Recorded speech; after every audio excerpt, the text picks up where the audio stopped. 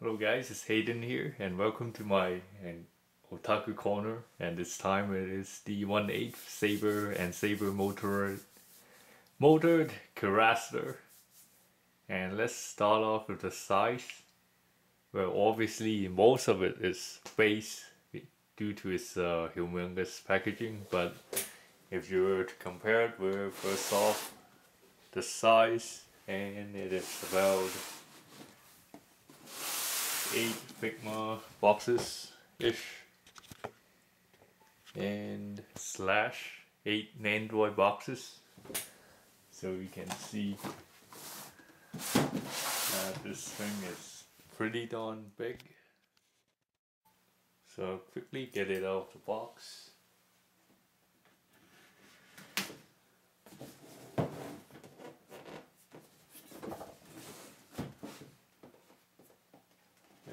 Go from the top here.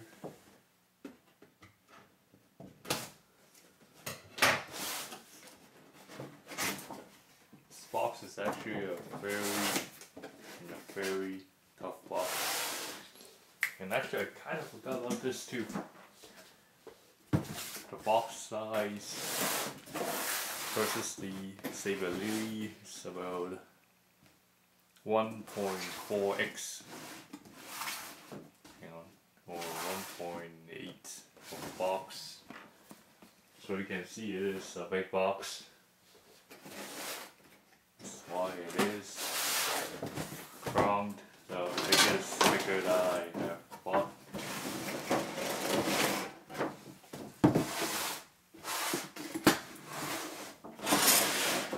I should go with the box. It's in a very blue slash black color, which is quite appropriate for describing how the Fourth Holy Grail War was all about. It's very dark and gloomy. So we can see the nice Hobby Japan logo there. So before I go crazy taking off all of the ties, restraining this figure, let's go over the parts. There's actually 6 parts. The handles, the front, 6 parts, okay. The handles, the main figure, Saber, her bike, the Wii Max, the Excalibur, and the fascinating base, which had came off already. Before I go on, just do a quick look at this. It's a really fantastic looking base there to replicate the moment before she faces off the infamous rider slash Alexandra the Great. And yeah, let's take care of. Well, since the figure is really composed of 2 major parts, I want to take a look at each first. And setting this thing onto the base, you gotta be careful, extremely careful. So you should follow these instructions carefully and place all the levers. Oh, it's actually a shifter on the left and the right too. So you just need to match the correct shape and put it on slowly though, because each and every single part is quite delicate. So the front handle actually does give you articulation. You can actually move left and right, but not too much. So I just match the base and it locks on quite securely. And I must say, this Yamaha VMAX has to be the most menacing thing ever that I saw as a motorbike. It's actually a power cruiser class. So the real one is powered by a V4 and is represented here. And when you compare it with the real photo, the major engine part here resembles that.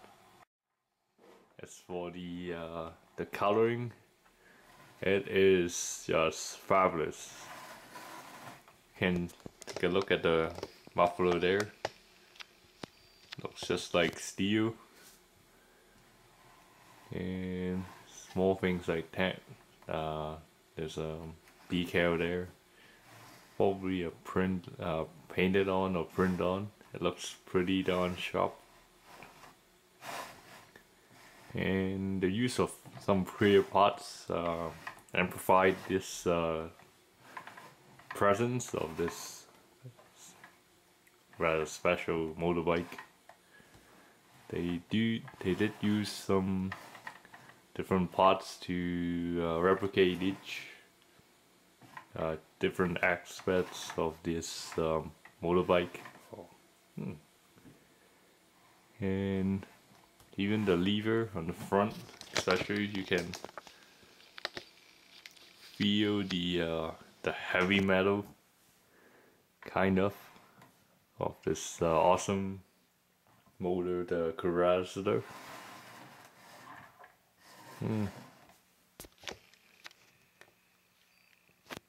Looks so alien compared to everything else that I saw. I think it is a good choice over because I did pre-order the Figma motor Cuirassier, but this one totally took the spot, so it's a good choice. I'd rather have this, the ultimate feel, as compared to a smaller scale but more articulated. I don't really care. The wheels don't spin, and that's about it. Let's put Saber on. So just before putting her on, I just want to show the close-up of her. She has that a hoggy there. Her hair is very dynamic. Lots of strands. I think this one is more complex than the one on Saber Lily actually. Her shirt it's actually like a metallic-y purple color. Looks kind of quite nice actually, because all the masking had paid off. Her jacket, again, a lot of curls and things to give her that motion. Very slim waist. Water. And her back is very cool. But obviously she looks as if she's doing a left kick. And the final touches. Her leather shoes, very nice. So it's shaded. She has the waistband on both her arms. Again, it's both masted with a little purple, like in between the sleeve, like underneath her sleeve jacket. That is pretty darn nice. So putting on Saber wasn't too difficult actually, but I was trying to really put on the shoe pod that secures the feet there, but it didn't quite work. But it's a good thing that they can, the arm wrist is actually articulated, kind of, you can rotate it, so you can fit onto the handle easily. But the feet didn't quite work again, so it doesn't matter.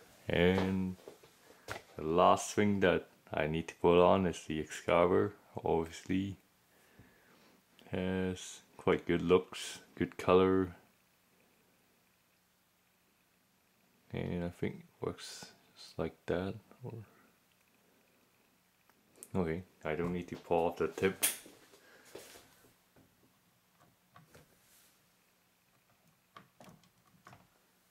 Or is it? Hang on.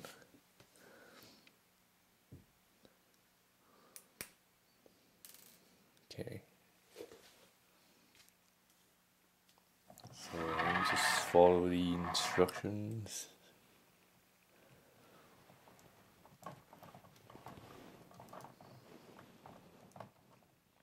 Oh, give me a minute here. Okay, the completed model. Now I'll give you some close-ups.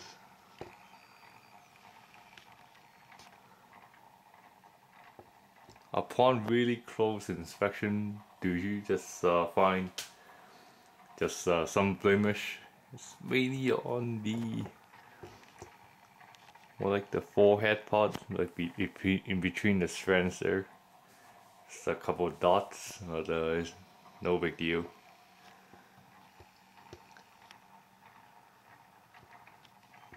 I think this is probably the ultimate Saber.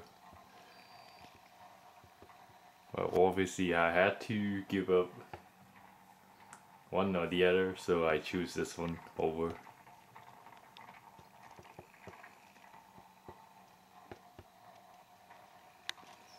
Got really nice detail overall. I mean, the best implementation of a 3D print, like 3D data model, the bike, and sculpt the Saber. It's pretty awesome. So on my way here, I met this weird guy. He didn't like how I rode, so I destroyed his little chariot.